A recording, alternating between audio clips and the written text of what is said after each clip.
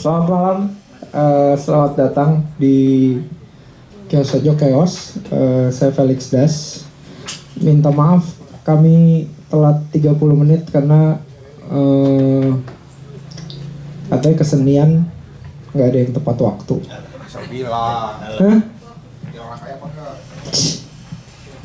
Ada bapak-bapak gerampi lewat. Ini namanya Asra. By the way, Asra bertanggung jawab, salah satu orang bertanggung jawab untuk Kios Sojo Chaos. Jadi kalau mau cari buku apapun bisa hubungi dia. Tapi ngomong-ngomong, buku di situ buku 35. Hah? 35. 33. Wah, mantap. Ada perwakilan dari Majin Kiri di belakang. Ya, langsung. Tolong cetak ulang. Ya. 5.000 piece. Tapi ini kayaknya gacor nih kalau tiap kali gue jadi moderator bukunya ludes nih kayaknya. Ngeri ya. Padahal stoknya dikit. Oke. Di sebelah kanan saya ada Virya Singgih dari Project Multatuli. Selamat malam. Selamat malam, Felix. Kebetulan hari ini ternyata baru dapat informasi. Tadi lo mukanya aman semua kayaknya ya. Ada yang terlalu tegap. Iya, jangan. Kalau Anda adalah aparat negara, kami tidak ingin mengubah dasar negara, jadi nggak usah khawatir. Hari ini ngantor. Oh, gua pikir Project Multatuli nggak suka ngantor. Cuma 2 minggu sekali. Oke. Ups, jangan TMI. Nanti kalau ada di yang gambar. Oke, jadi buku yang akan kita obrolin malam ini judulnya Lugas dan Nyebelin, Tersungkur dan Tetap Melawan. Di dalamnya ada 14 artikel yang sebelumnya sudah pernah dirilis semuanya ya secara terpisah. Betul. Di website Project Multatuli. Di Project Multatuli. Jadi ini kemudian dibukukan menjadi satu buku yang diberi judul sebagai sekumpulan reportase Project Multatuli. Tapi Virya, sebelum lebih jauh, ide buku ini tuh munculnya dari mana sih sebenarnya? Kenapa artikel-artikel yang sudah diterbitkan perlu untuk dibukukan? Kayaknya ide awalnya mungkin 2023, seingat saya ya. Sekedar muncul ide pengen deh kita punya membukukan kumpulan reportase terbaik Project Multatuli gitu. Idenya ini aja sih, karena tulisan-tulisan yang terbit di website Project Multatuli kan tulisan panjang, long form journalism, dan ya dekat dengan buku gitu ya. Gaya kita, cara kita membacanya gitu. Terus pengen dibukukan, bahkan ide awalnya tuh kalau bisa setahun sekali kita terbitkan mungkin kumpulan reportase terbaik gitu. Tapi idenya kedelay terus, kegeser terus sampai akhirnya baru terwujud terbit tahun ini bertepatan dengan ulang tahun kelima Project Multatuli. Jadi kayak ulang tahun kelima udah pokoknya harus terwujud, harus terbit bisa tahun ini, dan syukurnya terbit. Ya, jadi ada momentum 5 tahun mendorong urgensinya gitu ya. Sekalian jadi arsip juga gitu kan, kalau tahu-tahu kita ditutup rezim apa bangkrut ada arsip fisik kan. Oke. Prepare for the worst ya. Tapi untuk mengawalinya saya mau membaca sepotong dari kata pengantar yang ditulis oleh Raisa Kamila. Ini ketika membaca buku ini salah satu bagian yang nempel gitu ya. Kurang lebih begini. Pada titik ini kita mungkin berpikir, apakah membaca reportase masih relevan? Pertanyaan ini penting karena membaca reportase bukan sekadar cara untuk memperoleh informasi, melainkan juga cara untuk membangun pemahaman. Reportase memungkinkan kita mendekati secara lebih perlahan, berlapis, dan mendalam tentang kehidupan, tempat, dan peristiwa yang seringkali jauh dari jangkauan kita, baik secara geografis, politik, maupun emosional. Ia memberi ruang bagi detail, konteks, dan relasi yang tidak dapat ditangkap dalam format singkat. Itu mungkin menjadi satu, bagi saya ini kayak jadi bagian yang kayak dia kayak nyentil gitu. Oh, ternyata fungsi dari reportase tuh gitu ya. Yang di era sekarang dia bisa membawa pola hidup internet membuat kita jalannya kan cepet banget gitu. Tapi sebenarnya reportase long form ini tempatnya masih ada gitu. Nah, kita masuk ke praktiknya Project Multatuli gitu. Teman-teman di Project Multatuli itu seberapa concern sih sama proses menghasilkan sesuatu yang lambat, nggak adu kenceng, nggak adu paling depan, tapi komprehensif. Emang dari awal pas kita ngumpul dan mencoba mengkonsepkan Project Multatuli sebelum Project Multatuli launching, sudah disepakati kita mau mengadopsi gaya slow journalism. Tapi kita menerjemahkannya ke bahasa Indonesia jadi jurnalisme telaten gitu ya. Karena kalau slow journalism, slow di bahasa Indonesia kan bisa berarti lamban, ada rasa malas gitu ya. Lamban, gontai gitu. Kita mengartikannya sebagai jurnalisme telaten. Sebenarnya ya ini bukan sesuatu yang baru juga. Jadi memang kebetulan karena orang-orang di baliknya termasuk kayak Mas Fahri Salam sekarang pemimpin redaksi, dia juga punya pengalaman bertahun-tahun di Yayasan Pantau yang banyak memberikan training soal naratif reporting, jurnalisme sastrawi, penulisan mendalam dengan gaya slow journalism juga. Jadi cocok juga gitu. Dan yaitu dengan konteks saat ini di era informasi begitu cepat gitu ya, informasi udah kayak wabah, kita memutuskan untuk berjalan lebih pelan, mengingat lagi apa yang benar-benar bermakna, apa yang terlewat, kisah-kisah yang terlewat, lalu coba kita tuliskan dengan mendalam, dengan komprehensif, dan syukur-syukur bisa membawa dampak gitu. Itu aku rasa Mbak Raisa juga udah cukup tepat menggambarkannya gitu ya, dengan proses yang lebih panjang akhirnya kita bisa memberi kedalaman, memberi konteks, memperpanjang umur sebuah isu gitu. Jadi dia nggak sekedar lewat aja hari ini terus besok kita udah lupa,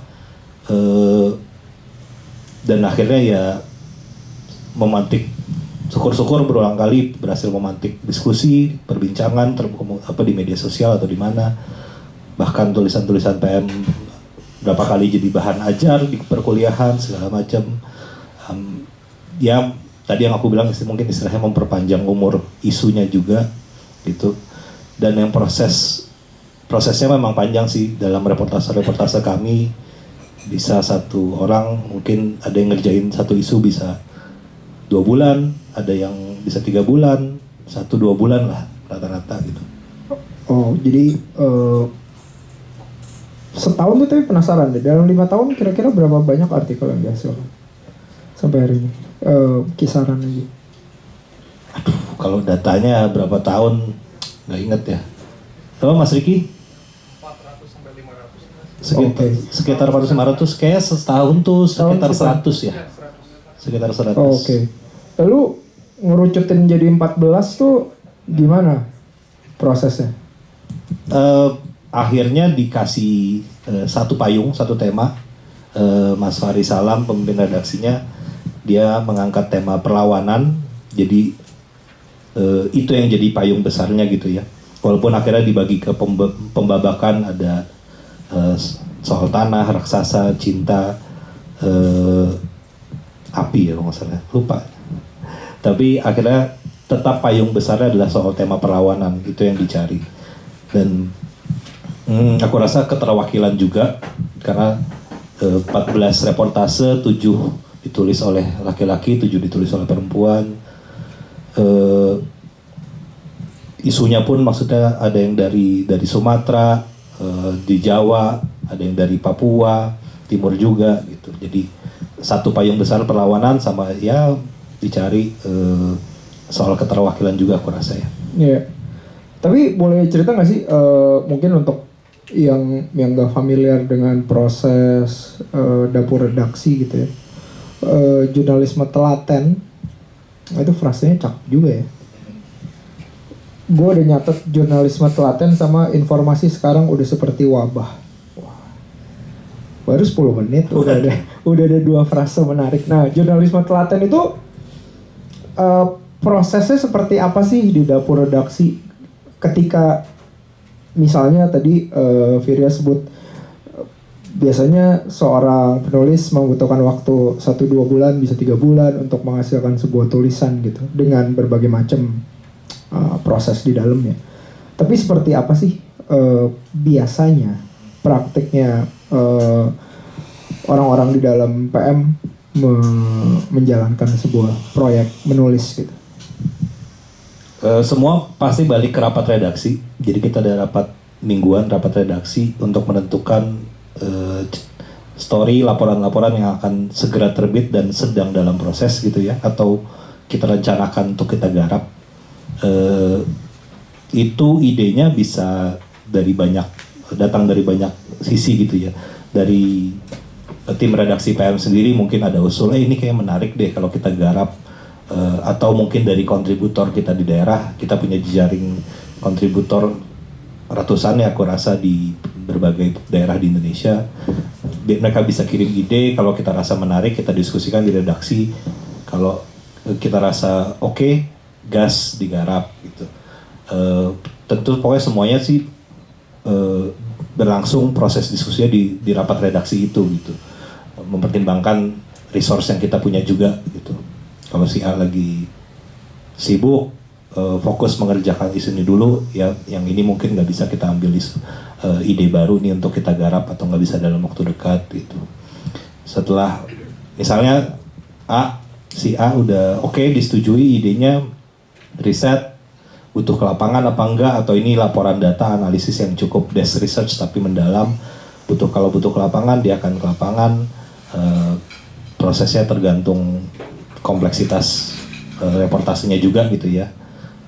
Selesai reportase lapangan, wawancara telepon, konfirmasi, dituliskan dan akhirnya ya diedit sampai terbit. Ya, itu proses editingnya. Saya membayangkan misalnya salah satu artikel yang sampai hari ini sangat fenomenal dan lumayan, rasanya dampaknya lumayan besar juga ya. Artikel tentang kurir yang tiap hari harus berjibaku dengan waktu untuk dapetin angka minimum, yang kemudian menggugah orang ketika belanja online gitu ya. Jadi efeknya itu salah satu, misalnya contohnya di ranah pribadi, itu salah satu hal yang membuat saya sebisa mungkin mengurangi intensitas belanja online atau beli makanan secara online, karena artikel itu yang Terima kasih. Ternyata menyedihkan sekali ya, dan rasanya nggak manusiawi gitu. Nah, tapi itu kan sebenarnya ketika dieksekusi dia punya proses meneliti yang customized gitu ya. Nah, di level editing berarti mesti sabar untuk melakukan cross check, atau misalnya kemudian membenarkan logika-logika yang memastikan bahwa ini nggak bias, atau ini benar nggak ceritanya gini dan lain sebagainya. Lagi-lagi tergantung juga dari ya tektokan antara si penulis dan si editornya gitu ya. Misalnya kayak kalau tulisan yang kurir tadi yang disebut Felix, memang dari awal itu kan saya liputan, dan dari awal merencanakan ditulis dengan sudut pandang orang pertama. Jadi emang dengan subjektivitas saya gitu, tidak berpura-pura objektif. Itu sejujurnya nggak banyak diedit tuh sama Mas Fahri Salam sebagai editornya. Ya kadang tergantung juga tuh. Mas Fahri tuh dia cukup jeli tuh untuk ngasih masukan soal struktur penulisan, soal bagian mana yang harus ditrim, ditambahin. Misalnya di artikel yang lain saya pernah nulis soal korban pinjol. Dia ngerasa kayaknya kok ini kurang satu subjudul lagi ya, coba bikin satu subjudul untuk closing Fir. Dia bisa tuh kayak gitu-gitu. Oh oke, tambahin.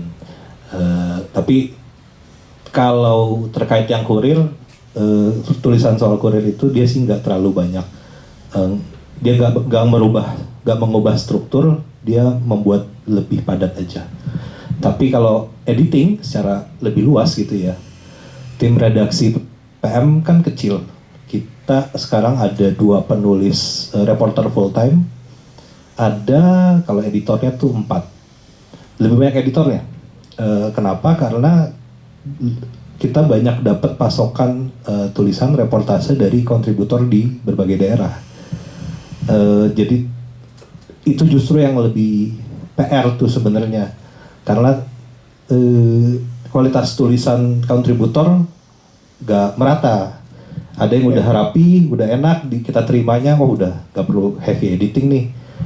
Paling dipercantik aja bisa cepet naik. Tapi ada yang mungkin masih bahkan kita request tolong tambahin ini lagi dong, ini lagi. Dan atau strukturnya berantakan, nggak fokus, jadi perlu heavy editing. Sebenarnya menurutku tantangannya di situ sih, apalagi idealnya kita membayangkan kan ya udah daripada ngirim reporter dari Jakarta ke daerah dengan bias Jakarta, dengan mental parachute journalism gitu ya, datang mental savior bias Jakarta, menulis soal daerah itu terus pulang menulis daerah itu. Kan lebih baik kontributor atau orang asli sana yang menulis soal daerahnya sendiri gitu. Cuma di PR-nya pelan-pelan kita coba dorong mereka menulis sambil kita mentoring kali ya, agar kualitasnya pun jadi lebih baik gitu. Iya. Dari tadi ada singgungan soal barusan mental Jakarta, tapi di depan misalnya tadi buku ini terdiri dari 14 artikel, 14 perempuan dan 14 laki-laki. Terus tapi keberpihakan seperti itu memang ada dalam keseharian PM. Memang disadari dan diterapkan, terus kemudian jadi udah jalan aja gitu. Keberpihakan maksudnya soal inklusivitas, kemudian kesempatan yang disebarluaskan. Iya sih, aku berasa banget.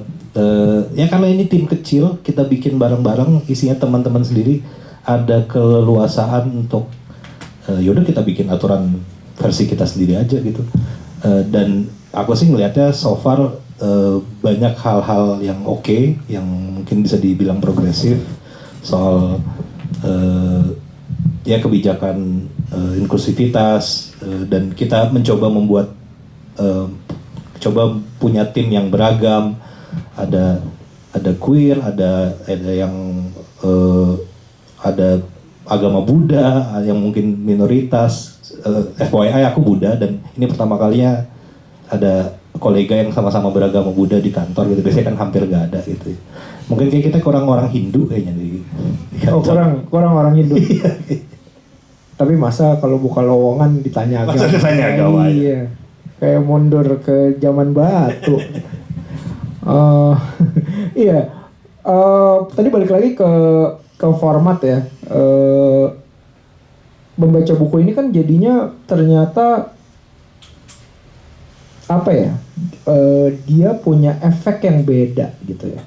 Sebelumnya kita baca di layar yang mungkin pilihannya ada 3 macam tuh. Layar kecil, layar menengah, layar besar. Jadi ada yang baca pakai handphone, ada yang pakai tab, ada yang pakai laptop. Saya aliran pakai laptop.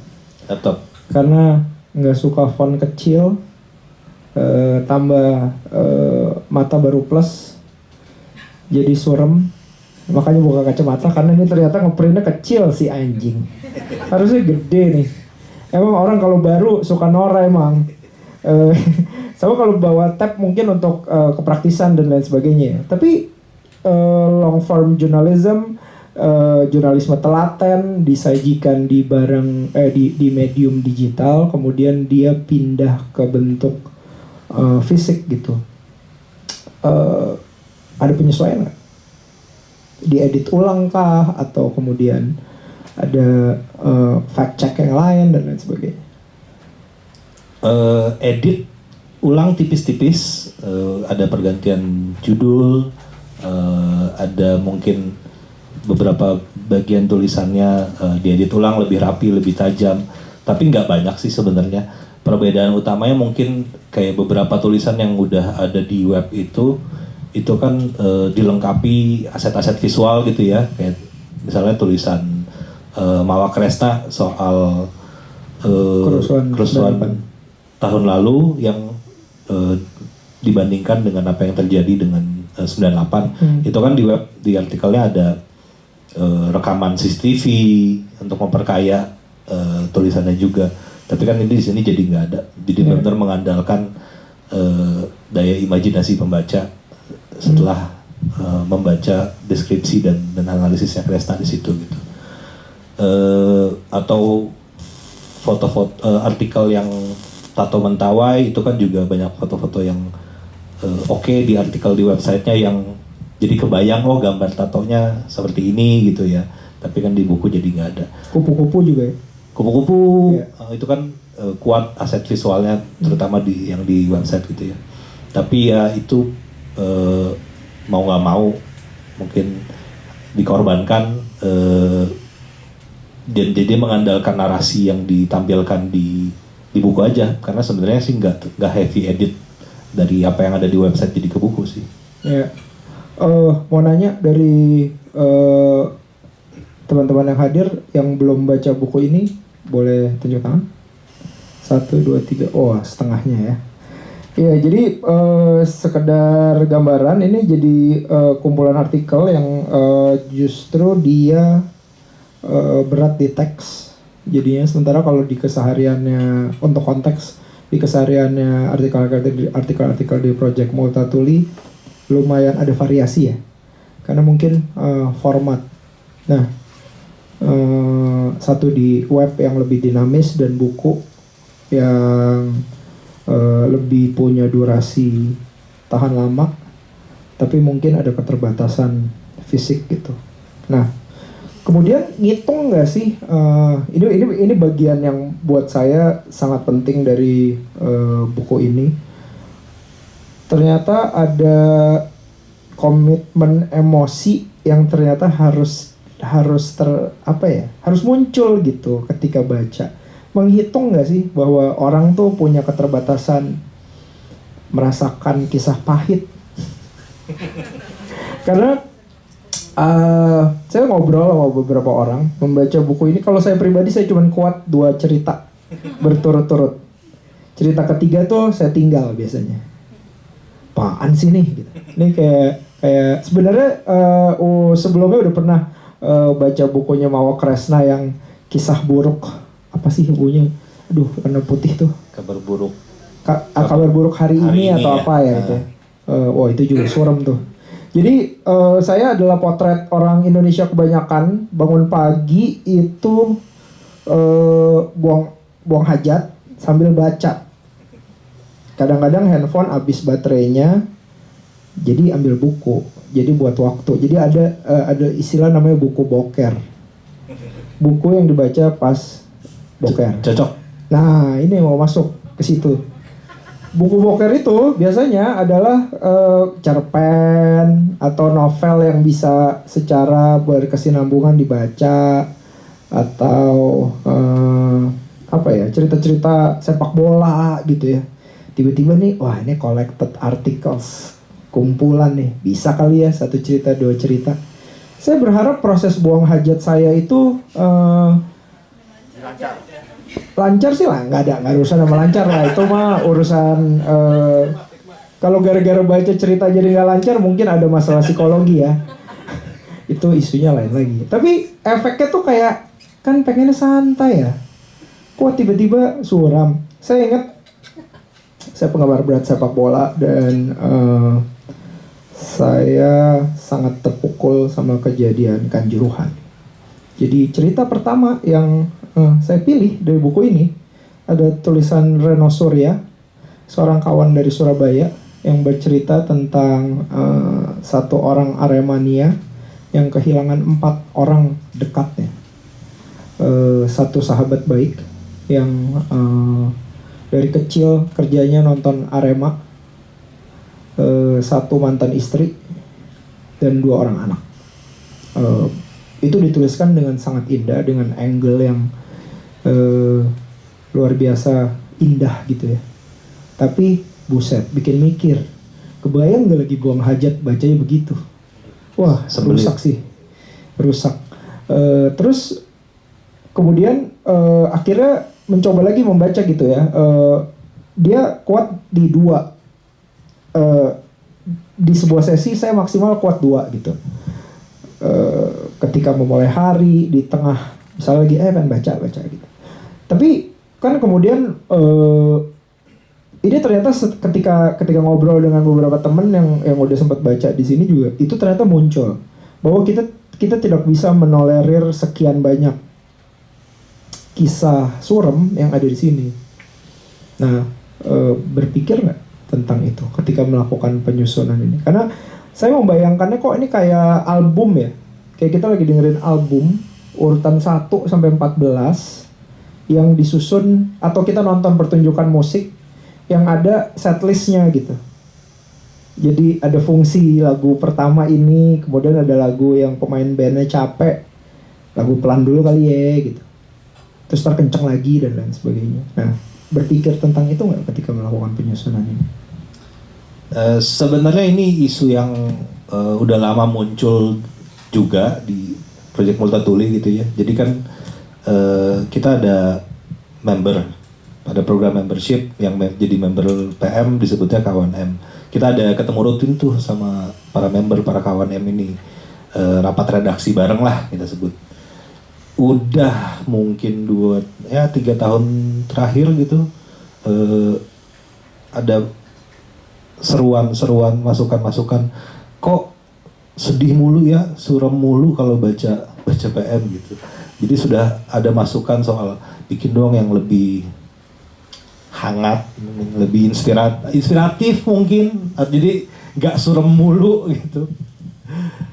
Jadi sebenarnya udah muncul tuh, dan kita sempat pikirkan juga, oke, bikin apa ya yang lebih hangat, yang lebih inspiratif, yang apa. Tapi ujung-ujungnya memang yang muncul akhirnya yang suram-suram lagi gitu ya. Dan saat mengumpulkan tulisan dan untuk dijadikan buku, Mas Fari sebagai yang mengedit dan memilih tulisan-tulisannya, dia sih bilangnya memang sengaja dikasih pembabakan kan. Salah satunya yang cinta itu tuh dimaksudkan sebagai jeda untuk tarik napas dulu. Katanya dia begitu, walaupun sebenarnya enggak juga, tetap bacanya suram juga, ada sesak napasnya juga gitu, sedih juga. Tapi lagi-lagi tema besarnya kan soal perlawanan. Ini orang-orang yang mungkin, ini kisah orang-orang yang mungkin udah sering banget kalah di hidupnya, tapi terus melawan lagi. Mas Devi Atok di yang keluarganya meninggal karena tragedi Kanjuruhan, berapa kali dia diintimidasi, tapi dia melawan lagi, dan aku rasa kita mau coba menularkan kisah-kisah semangat dari kisah-kisah ini gitu ya, bahwa berkali-kali kita digebuk sampai jatuh, tapi berkali-kali juga ini orang-orang ini tuh keras kepala luar biasa, bangkit lagi, melawan lagi gitu. Ya dengan konsekuensi itu tadi ya, baca mungkin 1-2 tulisan, berhenti, tarik napas dulu, besok lanjut lagi, lusa lanjut lagi. Kayak kalau in one sitting pusing juga sih. Iya, tapi kemarin kita teleponan sama Firya sama Asra kemarin sore. Ini salah satu yang udah mau kita bahas gitu, soal intensitas. Tapi dia bilang ada temennya baca 3 hari selesai. Udah gila. Jadi ada yang bilang 3 hari selesai, kita kok malah kita heran ya, kok bisa? Iya, iya. Tapi sejujurnya kalau saya pribadi masuk ke substansi bukunya, bagian terbaik ya artikel tentang Kanjuruhan itu. Ini seperti tadi Firya bilang, ini ada di bagian cinta, tapi cintanya model begitu. Betul. Dan kenapa jurnalisme telaten itu jadi menarik? Misalnya nih ya, tragedi Kanjuruhan itu terjadi, ada Rossi orang Malang di sini, dia mungkin mengerti konteks persaingan antara Surabaya dan Malang. Pertandingan tragedi Kanjuruhan itu terjadi ketika Arema Malang menghadapi Persebaya Surabaya. Jadi itu satu kota memang mengantisipasi hari itu. Si subjeknya dia mungkin kategorinya apes karena kerjaannya nggak selesai, jadi dia nggak bisa berangkat ke stadion gitu ya. Padahal dia supir truk, nyangkut di Pasuruan kalau nggak salah. Dan yang paling indah, terlepas dari semua tragedinya, artikel ini ditulis oleh satu orang Surabaya. Yang sementara balik lagi tadi ke fans sepak bola, teman-teman bonek saya di satu grup sesama penggemar Liverpool itu tuh nggak simpati terhadap kejadian ini, dan itu lumayan bikin anjir, ini main bola, nonton bola nggak pulang gitu, kok lu masih bisa bilang kalau nggak pemain Persebayanya mau mati. Nah tapi kemudian artikel ini jadi berkali-kali lebih indah ketika yang nulis ternyata orang Surabaya gitu. Nah hal-hal seperti itu kan disajikan gitu, dia jadi punya arti lebih ketika kita membacanya ya. Tapi Firya boleh cerita nggak ke bagian spesifik yang bagian Firya tulis di buku ini? Soal strukturnya kah? Enggak, soal ceritanya aja. Kita kan diskusi ini memperbincangkan bukunya, tapi semoga buku yang tinggal 3 biji ludes kali ya. Gan, tinggal berapa kan sekarang kan? Oke. Itu kasirnya tuh. Kasirnya udah lama nggak transaksi. Cash only dia situ. Ada 4 depan tuh. Gan, udah Gan, jangan ikut-ikutan lah. Jadi iya, jadi cerita di baliknya. Iya, kita kan terlepas dari kita cerita teknis, kita cerita kisah sedih, tapi masa buku 3 biji nggak ludes malam ini ya kan? Ayo, tolonglah diceritakan. Tolonglah. Ini spesifik yang terkait artikel yang lo tulis. Yang gue tulis itu ya. Artikel saya yang masuk di situ soal Afan Kurniawan. Jadi sebagai konteks, gue sekarang posisi sebagai editor, jadi lebih banyak edit dibanding nulis reportase gitu ya. Tapi emang di hari itu, di hari kejadian, malam videonya viral beredar, mobil rantis Brimob nabrak Afan, lindes, itu viral dan benar-benar ngeliat itu marah gitu, marah, sedih, kecewa, bergulat gitu ya jadi satu. Tapi shock, marah, sedih, kesel gitu. Ya udah situ benar-benar kayak gue pengen nulis soal ini gitu. Itu kayak video beredar jam 8 malam gitu, 9 malam, viral banget. Ya kayak di atas jam 9 sih. 9 ya kayaknya ya. Iya. Di atas yang udah viral banget lah saat itu. Iya. Terus ya udah saat itu posisi lagi makan Padang di Kalibata City sama temen. Emang masih seger makan Padang malam-malam? Masih. Ini Oke. celutukan penuh kecurigaan. Penuh kecurigaan. Lagi di tempat temen, namanya Alfa, datang juga. Dari tempat Alfa langsung nyeletuk aja sih sama Alfa, Pak apa gue cabut aja ya, coba cari rumahnya. Akhirnya jalan jam 12 sampai jam 1 tuh ya, cari rumahnya, kan KTP-nya beredar, KTP Avan. Cari alamat rumah di KTP-nya, nyampe ternyata sepi, ternyata salah, itu rumah keluarga, rumah neneknya kalau nggak salah. Tapi dia bukan tinggal di situ. Tanya orang, cari informasi, jam 2 subuh, akhirnya baru ketemu tuh jam 2:30, apa jam 3 gitu rumah. Dan udah penuh, 3:30 kayaknya, jam 3:30 pagi udah penuh.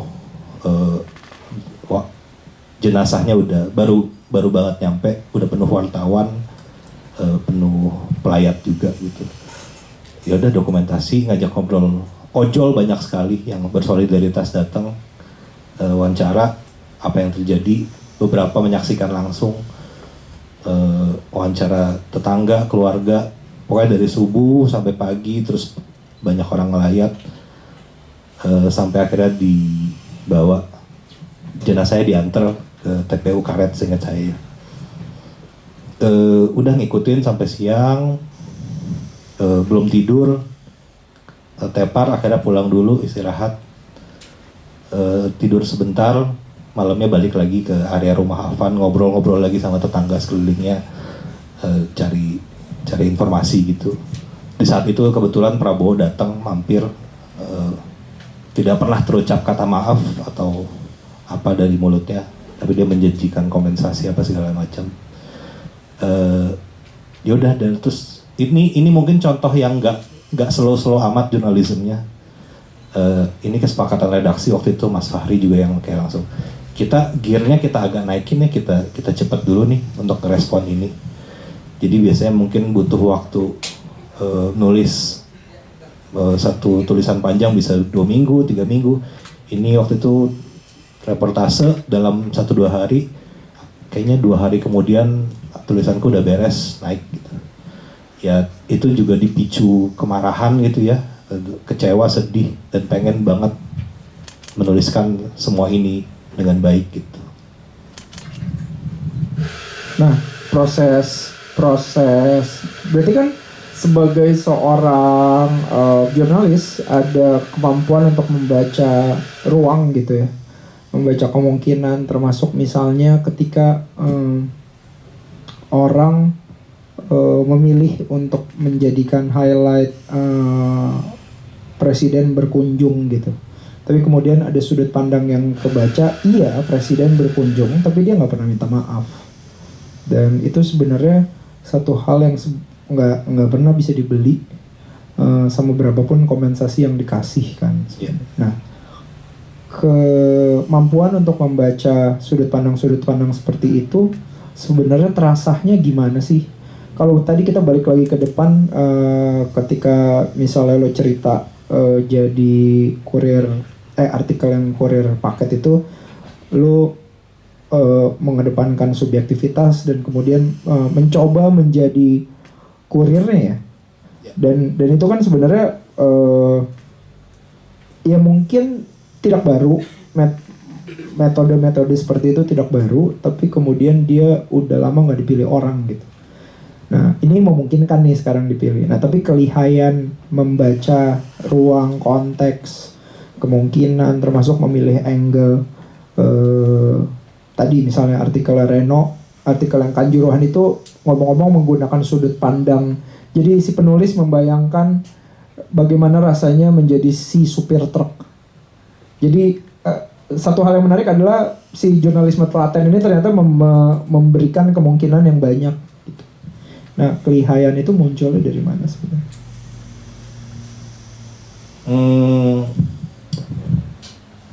Dari mana ya? Jam terbang kah? Atau kemarahan kah? Atau Jam terbang membantu pastinya. Maksudnya terus ya tektokan dengan Mas Fahri misalnya. Karena lagi-lagi kan menulis tuh keterampilan ya, bukan bakat. Jadi semakin sering dilakukan, semakin tajam Gak bisa kita cuman berteori soal menulis gitu. Semakin kita sering lakukan, semakin diasah, semakin tajam, semakin oke gitu. Mungkin bisa dibilang jam terbang juga kali ya. Jadi maksudnya pas kita reportase, biasanya sih saya udah membayangkan, ntar gue nulisnya gini ya. Dimulai dengan ini, di tengah ada ini, ditutup dengan ini. Bisa tuh kebayang kayak gitu. Atau kayak dari yang menjadi kurir itu udah jelas banget dari awal karena memutuskan jadi kurir. Oke, ini jadi sudut pandang orang pertama mau menceritakan pengalamannya gimana sih kalau jadi kurir. Malah aneh kalau dari sudut pandang orang ketiga gitu. Jadi tergantung bahan yang kita punya, reportase yang kita lakukan bentuknya seperti apa, akhirnya tuh udah kebentuk sendiri sih kayak strukturnya. Oke, mulai di sini, habis itu flashback dulu, ntar masuk lagi bagian ini, cliffhangernya di mana, biasanya tuh akhirnya karena pengalaman bisa terbiasa gitu ya, udah kebayang gitu. Yeah. Quote ketiga dari Virya Singgih, menulis itu keterampilan. Karena saya selalu percaya kalau ada orang nulis, gue nggak bisa nulis gitu. Terus ngebalikinnya kalau gue suka jahil, lo punya pasangan atau pernah ribut sama orang tua atau pernah ribut lah sama orang, pernah nulis WhatsApp panjang nggak? Pernah. Nah itu bisa nulis tuh. Kalau lagi berantem kan keluar semua ya. Keluar semua. Ada yang tiba-tiba jago bahasa Inggris, tiba-tiba berantemnya bahasa Inggris. Oh iya, masuk juga ya. Ya nih ya senyum-senyum pernah nih pasti nih. Tapi satu hal yang menarik sebenarnya gue jadi teringat tuh barusan masalah mengalami gitu ya. Ada satu artikel yang kayaknya masih bisa di search di internet. Satu wartawannya New York Times gitu, dia pernah nulis perjuangan orang-orang di Afghanistan pergi mencari status jadi pengungsi di Australia lewat boat yang lewat pantai Sukabumi tuh. Jadi titik basahnya Indonesia yang dia masuk, dan kemudian nanti pas udah sampai Australia ada titik tertentu dia buang paspornya. Asylum seeker gitu ya? Asylum seeker. Jadi dia stateless. Ini yang kemudian di kemudian hari Australia bekerja sama dengan Papua New Guinea untuk sewa tanah. Jadi kalau tadinya penampungannya di Christmas Island, sekarang dipindahin ke Papua New Guinea. Nah, itu keren banget ceritanya. Jadi dia kayak ngebayar jasa tours and travelnya dan lain sebagainya gitu. Tapi ujungnya white supremacy sih. Iya, soalnya dia ngaku saya orang Amerika. Ya, basi. Kayak gitu-gitu tuh emang kadang ada teknik-teknik yang menarik kayak pernah dengar gak judulnya Guarding Sing Sing kalau nggak salah. Sing Sing ini nama penjara. Nama penjara di US. Si wartawannya benar-benar apply jadi sipir, ngikutin prosesnya, latihan, pendidikan sampai jadi sipir. Jadi ditempatin di penjara itu namanya Sing Sing, terus dia menuliskan pengalamannya jadi sipir, gimana kehidupan di penjara gitu-gitu. Itu juga menarik banget. Iya. Tapi ini sebenarnya cara jurnalisme untuk mengorek apa yang sebenarnya terjadi ya. Ngelanjutin, gue juga jadi tahu nih. Jadi saya mengakui bahwa saya punya ketertarikan yang besar terhadap bisnis prostitusi. Salah satu hal paling menarik di muka bumi ini adalah one woman brothel di Hong Kong. Jadi kalau berserikat membuka rumah bordil itu melanggar hukum. Tapi kalau bekerja independen itu adalah aplikasi dari jaminan mencari nafkah. Jadi yang sering terjadi dan akhirnya saya lupa saya baca di mana, mungkin South China Morning Post atau apa gitu. Jadi yang terjadi adalah misalnya kita bertiga nih, kita sewa satu apartemen, lantas kita sekat jadi 3. Jadi karena itu Hong Kong dan dia punya keterbatasan ruang, misalnya nomor rumahnya 1, jadi 1A, 1B, 1C. Yeah. Lantas kita bisa pakai klausul one woman brothel itu. Karena tidak melanggar, karena kan kita alamatnya beda, walaupun satu atap, cuma disekat aja. Jadi tuh kayak solusinya dengan disekat. Iya, jadi kayak wah anjir. Slow journalism memberikan pengalaman-pengalaman seperti itu gitu. Iya. Termasuk di buku ini yang pahit banget, cerita tentang korban-korban penutupan jalan untuk pembangunan sirkuit Mandalika ya. Saya nggak pernah bisa membayangkan sebelumnya kalau nggak baca artikel tersebut tentang efek konflik tanah gitu.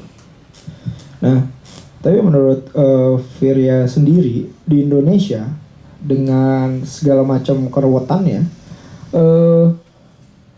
ini mungkin Indonesia banget ya, tersungkur dan tetap melawan. Wah, mungkin karena ceritanya banyak, jadi kita bisa menceritakan kisah-kisah seperti itu.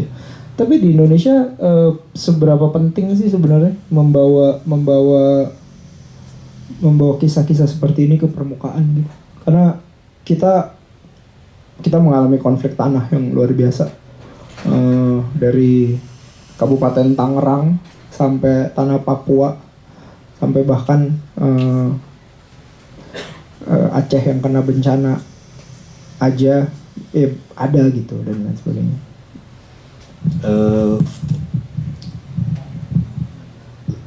Penting banget, dan ya ini ya dalam model penulisan long form slow journalism ini kan memang biasanya engine-nya tuh kisah manusianya. Jadi tulisan panjang misalnya 6.000 kata, 7.000 kata, kalau ada kisah manusia yang kuat, dia yang jadi menggerakkan, dia jadi mesin cerita itu, menggerakkan dari awal sampai akhir, membuat kita kehook pengen baca sampai habis itu. Nah, kisah-kisah manusia yang terdampak penggusuran atas nama pembangunan, misalnya masalah konflik tanah, kan banyak banget di Indonesia ya. Dengan apalagi dengan setelah munculnya skema PSN, proyek strategis nasional di zaman Jokowi sampai sekarang dia masih berlanjut. Nah, tadi gue sempet bilang juga soal memperpanjang umur isu gitu. Kalau kita cuma ngomong soal tanah, konflik tanah, soal secara konsep, secara angka, tapi kalau nggak ada kisah manusianya susah juga gitu. Nah, ini kisah manusia dari berbagai daerah dengan kompleksitasnya masing-masing, dengan masalahnya masing-masing, proyek yang dihadapin berbeda-beda juga, disuguhkan beberapa di buku ini. Itu menurutku jadi memperpanjang isu juga, jadi sekaligus merekam apa yang terjadi, mengarsipkan apa yang terjadi gitu ya. Dia merekam semangat zaman ini, semangat zaman edan, karena masalahnya begitu banyak. Jadi penting sih untuk mengangkat kisah-kisah manusia itu, walaupun mungkin isunya sebenarnya kan soal tanah lagi. Yeah. Tapi dengan mengangkat kisah-kisah orang itu, akhirnya kita bisa memperpanjang umur isunya, menurutku sih gitu. Iya, karena kemudian ada banyak hal yang tersaji untuk kita dan itu sangat mengerikan ya. Kayak misalnya penangkapan yang terjadi di bulan Agustus 2025 itu. Ini kita ngobrol, ada satu teman yang melakukan pelacakan jumlahnya gitu. Ternyata ini adalah penangkapan paling besar yang dilakukan oleh negara sepanjang zaman Indonesia merdeka gitu. Yang ternyata terus waktu itu dikasih obrolan itu mungkin hanya ada 3 orang 4 orang gitu. Teman itu kemudian ngomong, terus kita nganga gitu. Tapi Indonesia damainya berapa lama? Coba lu hitung dari 80 tahun kita damai berapa tahun? Oh benar juga, anjir. Emang tanah masalah nih kayaknya nih. Nah, terkedalaman. Udah, kita ada yang mau nanya-nanya, mau ngobrol-ngobrol, mau berbagi pandangan. Ya, silakan. Ada lagi nggak, Gan? Silakan. Halo semuanya, makasih. Selamat malam. Nama saya Kandi dari Aksara Institute. Aku alasan kesini sebenarnya nggak mau ngomentarin bukunya karena baru sampai halaman X. Aku kesini karena udah sering dengar tentang kios Sojo Keos tapi belum pernah kesini.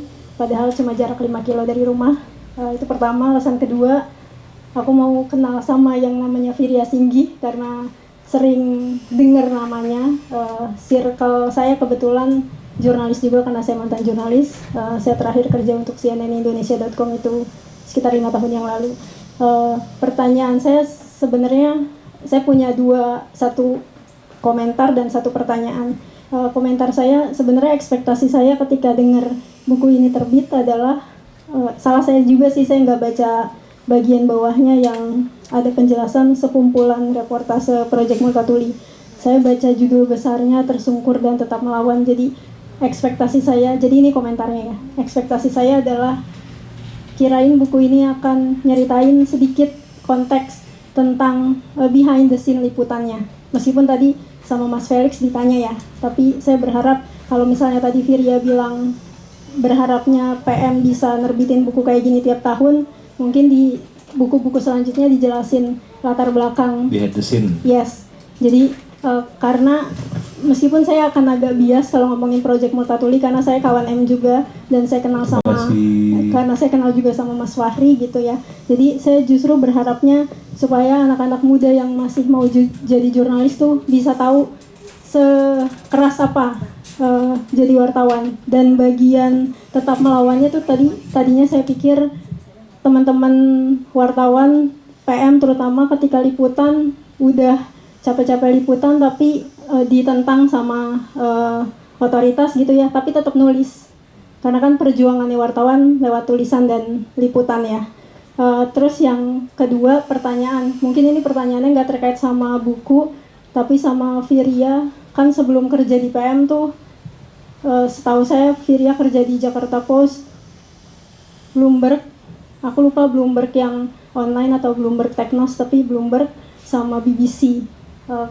Kenapa tiba-tiba ke Project Multatuli yang itu media apa gitu kan? Project Multatuli dibanding media-media ya, dibanding media-media yang tadi lebih populer kira-kira gitu ya. Itu aja, makasih. Terima kasih Kanji. Pertanyaan pertama. Apa jawab dulu aja? Iya, jawab aja langsung. Silakan. Behind the scene. Iya, kayaknya menarik tuh idenya satu buku soal cerita behind the scene-nya gitu ya. Ya.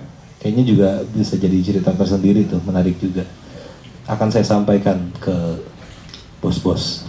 Oh iya, jadi Kanji nambahin, jadi ini adalah diskusi keempat setelah rilis, bener nggak? Ketiga apa keempat? Lupa ya, kayaknya sih 4 ya. Abis launching terus muter-muter. Nah, karena kita agak menguntungkan karena ini pertemuan keempat, jadi pasti udah banyak ditanya nih motif apa segala macam. Kalau tadi sih syarat aja ditanya kenapa ada buku, tapi sebenarnya stretch utama saya karena kebetulan saya penulis dan saya sangat menikmati gaya bertuturnya adalah tahu apa yang kamu pengen tahu itu. Makanya tadi pertanyaannya banyak ke dapurnya gimana, prosesnya gimana. Tapi mungkin itu jadi satu bahan bakar yang menarik untuk karya selanjutnya kali ya, dipresentasikan gitu. Iya, bisa juga. Jadi satu produk. Iya, podcast kali, apa kali? Iya. Lebih nggak pressure ngeditnya, nggak juga ya. Tapi taunya. teks juga tetap menarik. Kok saya jadi menggampangkan format kalau gitu? Teks sih menarik sih. Menarik juga, bisa. Sebenarnya udah terjadi secara sporadis. Jadi kita kan ada Nawala, ada newsletter untuk kawan M. Beberapa kali penulis kita suka menuliskan newsletter cerita behind the scene liputannya, tapi nggak rutin gitu loh, nggak selalu. Yeah. Mungkin apalagi untuk liputan-liputan tertentu bisa juga tuh dipaksa penulisnya biar bikin ceritanya seperti apa lalu dijadikan buku gitu. Kayaknya menarik. Ya. Pertanyaan pertama, pertanyaan kedua, kenapa dari mana lalu sekarang ada di Project Multatuli? Dulu kan di Jakarta Post sempat bareng Mbak Evi tuh, Mbak Evi Mariani, sekarang Direktur Eksekutif PM. Dulu Mbak Evi editor desk City, desk Metro. Tapi beda desk, saya di desk ekonomi waktu itu di Jakarta Post. Dari Jakarta Post pindah ke Bloomberg liputan ekonomi lagi, ekonomi makro. Tapi nggak happy, gampangnya gitu lah ya, nggak happy karena ya, duitnya happy tentu, tapi Bisa mempengaruhi indeks harga saham gabungan, gitu nggak? duitnya oke, Iya. tapi nggak happy karena dia breaking news banget dan tugas gua waktu itu sebagai reporter lapangan itu bener fokus nge-break bukan bikin story. Jadi teamwork banget sih. Jadi misalnya gue dari lapangan, gue akan kirim lagi ada konferensi pers misalnya Sri Mulyani ngomong apa, gue akan kirim kalimat-kalimat terpenting aja. Sekalimat kirim yang penting-penting aja. BlackBerry nggak pasti. Enggak, udah iPhone lah. Udah iPhone, oke. Kirim apa soal ekonomi, soal APBN segala macam. Ntar di kantor ada yang ngejahit jadi cerita pendek, ada yang ngejahit lagi jadi story yang lumayan panjang. Jadi emang teamwork, tapi tugasku waktu itu yang dari lapangan cuma kirim pendek-pendek aja. Prinsip kantor berita lah ya. Dan ya bisa nulis rada panjang kalau eksklusifan gitu. Jadi eksklusif interview sama si A atau si B yang nggak ada saingannya gitu kan. Jadi mau terbit kapan aja enak gitu. Nah tapi nggak happy karena senengnya nulis yang lebih panjang.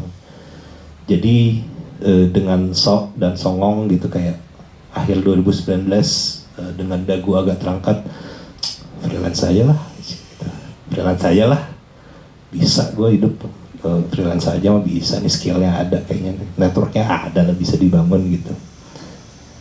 3 bulan kemudian pandemi datang. Yeah. Merusak segala angan-angan. Sebagai catatan, gue pandemi 2020 ya, Januari, Februari, Maret gue masih freelance gitu, ngerjain report untuk apa, ngerjain tulisan buat siapa gitu kan.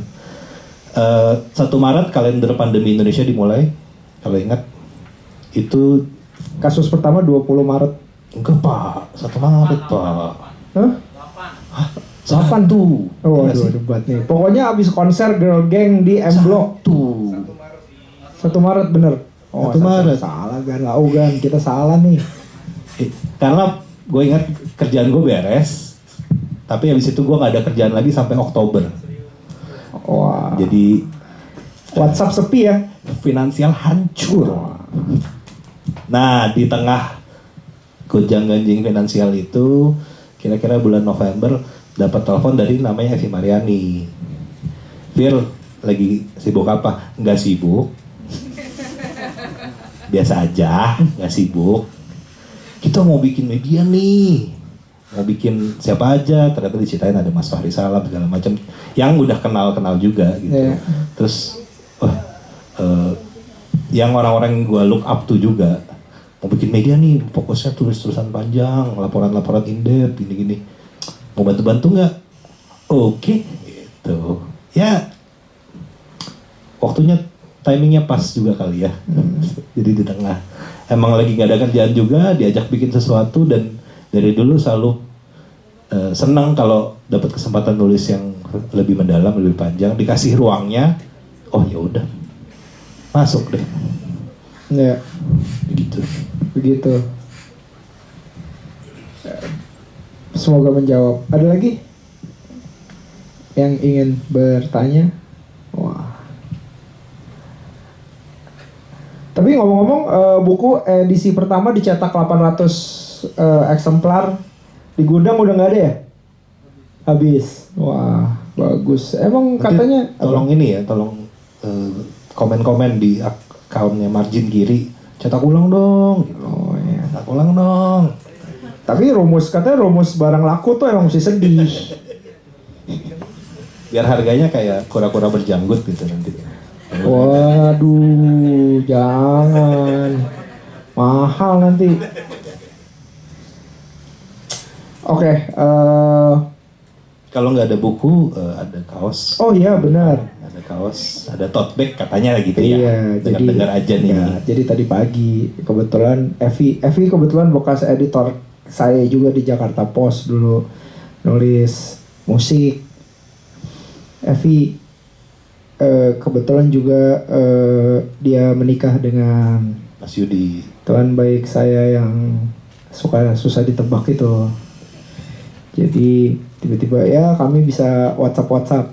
Inilah tadi pagi kayak, Vi bawa baju kali. Jadi suatu kali gue ngelihat PM ngelapak di tim festival apa tuh ya? Pesta apalah orang-orang kalah itu. Pesta pinggiran. Pesta pinggiran. Aduh gila, festival apa orang-orang kalah? Tai banget gue. Coba bikin. Jahat. Parah. Maaf. Orang kalah juga berhak berfestival. Di pesta pinggiran ada satu range merchandise-nya Project Multatuli menarik. Jadi Vi bawa kali, ini lagi ngobrol-ngobrol gini. Tapi emang dasar wartawan ya, insting bisnisnya kurang ya. Kurang. Jadi hari ini ada merchandise Project Multatuli di mana? Di depan Di katanya. depan lah situ pokoknya. Semoga ada ukurannya, ketemu jodohnya. Semoga. Gimana, mau borong Bapak Asra? Mau dijadikan seragam? Oh, oke, sorry. Ya, apa ya? Kalau nggak ada lagi yang mau ngobrol, mungkin kita bisa tutup atau Udah lah ya. Udah lah. ada yang mau disampaikan? Oh, oke. Nah, Biar lebih lama aja, biar lebih lama. malam Kasihan orang udah kejadian- jauh-jauh datang. malam kejadian Avan, saya sama teman saya ini nih, Ngapain? posisi hilang sinyal. Di mana? Ada lah. Ada pokoknya kami hilang sinyal, tiba-tiba pas begitu dapat sinyal semua di diam depan handphone gini, tangtung, mukanya suram ya dua-duanya. Bertiga sama Mbak yang itu tuh. Oke, gimana, Gan? Ya. Terima kasih kesempatannya Mas Felix. Saya mau nanya ke Virya dulu. Kalau dari artikelnya Virya yang Avan, kan dia mau mengantarkan makanan di Ben Hill ya, daerah Ben Hill. Itu ketahuan nggak, kelacak nggak orang yang dianterin makanan? Gue soalnya kayak kalau netizen style nih pasti dia udah langsung minta pertanggungjawaban, gimana secara moral lu yang menyebabkan Avan keluar dari rumah sehingga dia kan itu kan kemarin yang kasusnya taksi itu, kasus taksi yang diorder sama Nikita Willy sama siapa gitu, dia nabrak orang tua dari dua orang anak jadi yatim piatu seketika gitulah kira-kira ya, gitu kan. Nah tapi ini kan dia lagi nganter makanan, sempat terpikir untuk mencari tahu namanya siapa, dan lain-lain kayak gitu-gitu. Gak dapet waktu itu. Karena juga simpang siur banget gitu ya. Kan mencoba merekonstruksi kejadiannya, bahkan kan timing kejadian persisnya jam berapa juga susah banget tuh memastikannya, karena semua yang aku ajak ngobrol, aku tanya, sepakat bilangnya abis Isya lah mas gitu. Aduh abis Isya jam berapa gitu. Terus kalau nggak salah seingatku sempet beredar rumor chat screenshot gitu, kalau nggak salah chat terakhirnya Avan terkait orderan itu. Tapi seingatku juga itu entah AI entah apa gitu, jadi nggak terverifikasi lah. Dan cukup sulit untuk membuktikannya. Sebenarnya mungkin harus lewat perusahaan aplikasinya tuh ya, walaupun nggak yakin juga mereka bisa kasih datanya gitu. Cuman kalau emang bisa dapat itu bisa jadi satu color juga yang menarik gitu. Tapi nggak dapat mas, sulit. Karena gue juga kalau nggak salah tuh diajakin satu temen Ali waktu itu, dia ngedampingin orang kantornya ke rumahnya Avan. Jadi gue nyamperin juga rumah Avan. Ada petinggi-petinggi Gojeknya itu, ada semua orang komunikasi Gojeknya juga ada yang gue kenal juga gitu. Istrinya teman juga gitu. Yang sebenarnya dan mantan wartawan juga. Sehingga nggak tahu wartawan atau dari media, kerja di media. Jadi sebenarnya akses ke sana tuh mungkin kalau dia nggak ya mungkin agak susah juga ya. Tapi biasanya kan rata-rata wartawan juga punya cara untuk ngebongkar itu semua, yang kadang-kadang kita misalnya kayak nonton Bocor Alus, kok hebat juga ya dia bisa maintain informasi A, tapi tetap bisa ngeritik, tapi tetap masih dipercaya untuk bisa ngomong kayak gitu-gitu tuh, yang kita mungkin yang bukan wartawan tuh nggak terlalu paham sehingga gampang ngejudge kalau kebetulan beritanya nggak kita suka gitu ya.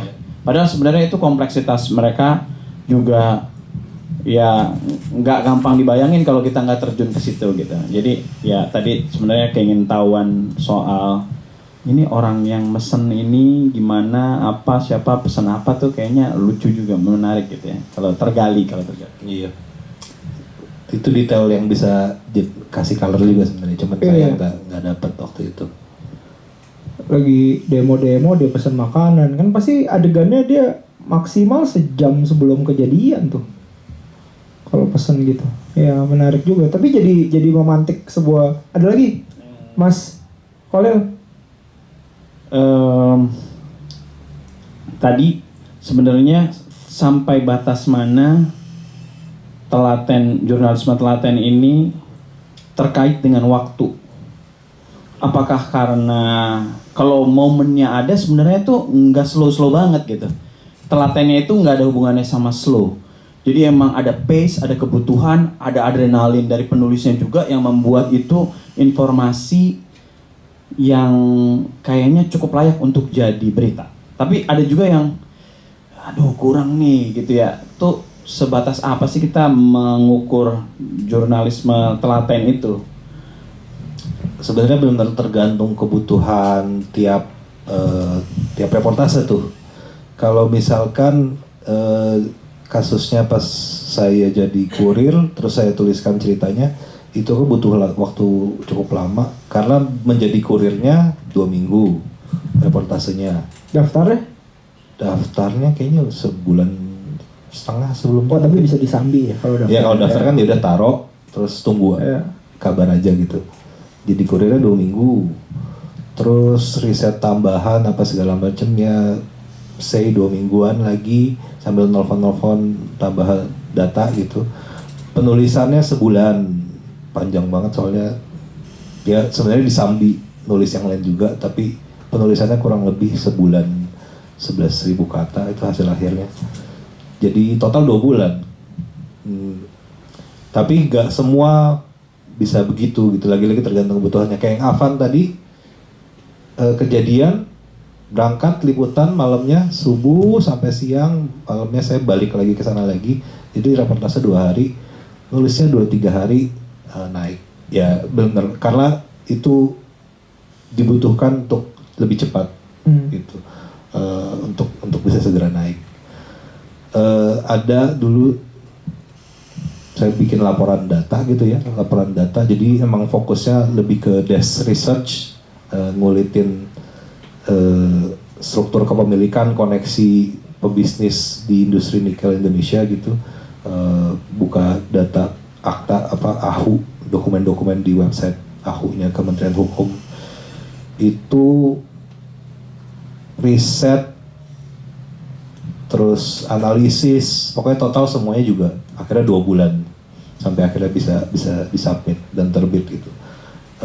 Tapi intinya nggak semuanya sama, tergantung kebutuhan masing-masing gitu. Kan kadang kalau ditanya, kalau misalnya editornya nanya kok nggak kelar-kelar, kalau jawabannya nggak masuk akal juga kan, kayaknya harusnya bisa lebih cepat deh, nggak perlu selama itu gitu.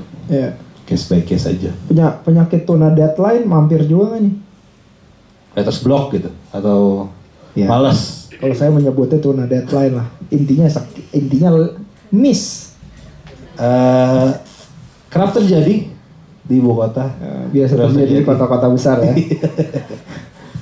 Tapi nyambung yang Kolel bilang tadi, masalah posisi si penulis, reporter dan lain sebagainya itu, kalian kan menulis hal-hal yang kadang-kadang nggak pengen disebarluaskan gitu oleh orang yang punya kuasa gitu.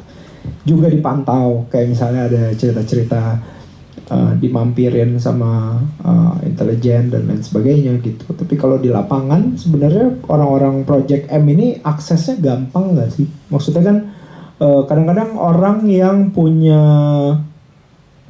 isu kalah gitu ya, kan jadi agak mau ngapain nih? Curigaannya mungkin lebih dari sewajarnya gitu. Tapi kalau si Project M nih udah ini nggak sih? Maksudnya mengalami persoalan-persoalan seperti itu nggak sih kalau di lapangan? Konteksnya apa, misalnya menembus pejabat? Ya, misalnya kalau kayak liputan di daerah konflik tanah gitu, yang kemudian ngapain kamu nanya-nanya ke sini? Atau misalnya kayak kayak tadi gitu, tiba-tiba datang ke rumah duka, melakukan identifikasi, saya lagi nulis dan lain sebagainya, gitu. Mendapatkan challenge. Sebenarnya lagi-lagi beda-beda konteks tuh. Misalnya antara di liputan di Jabodetabek dengan di luar Jabodetabek, apalagi di luar Jawa aja itu bisa beda-beda tuh konteksnya. Misalnya kalau di liputan Jabodetabek, kalau mencoba menghubungi pejabat gitu ya, nama PM juga kan mungkin mereka banyak yang baru dengar juga gitu. Apa tuh? Jadi mencoba meyakinkan atau menjelaskan ulang ini media apa dan kita lagi liputan soal apa. Kalau akses pas lagi liputan di lapangan sih mungkin yang lebih tricky pas di daerah-daerah tuh, karena apalagi isu-isu yang sensitif gitu. Kita masuk ke daerah kawasan industri yang dijaga ketat, atau daerah pertambangan, atau dulu wartawan fotografer kita berangkat ke daerah IKN, terus ditanya mau ngapain, jadi bilang aja turis lagi foto-foto apa gitu. Sangat tergantung sama situasi di masing-masing daerah dan konteks masing-masing gitu. Tapi kalau ya mungkin ada untung gak untungnya ya, karena Project Multatuli juga baru 5 tahun, mungkin belum segitu gedenya juga, masih banyak yang belum tahu-tahu amat gitu, itu apaan tuh gitu. Jadi ya kan beda mungkin konteksnya sama misalnya Tempo. Dari awal, Tempo nih karena sering kritik rezim apa jadi lebih disensiin, namanya udah orang lebih kenal. Karena kita masih ada yang tahu ada yang enggak, ya masih bisa oke lah mengakali situasi-situasi gitu. Ya. Oke. Kayaknya kalau nggak ada yang mau berkomentar atau tanya lagi, kita tutup aja kali ya. Terima kasih banyak. Terima kasih banyak Felix. Semoga sama seperti niatnya, isu-isu ini terus menerus jadi obrolan dan kita bisa mengalami negeri yang lebih baik di masa yang akan datang. Amin. Terima kasih semuanya sudah datang. Bukunya bisa diawankan sekali lagi. Juga kalau support Project Multatuli bisa bergabung menjadi kawan M. Informasinya ada di websitenya projectmultatuli.org. Oke, selamat malam. Sampai ketemu lagi. Terima kasih.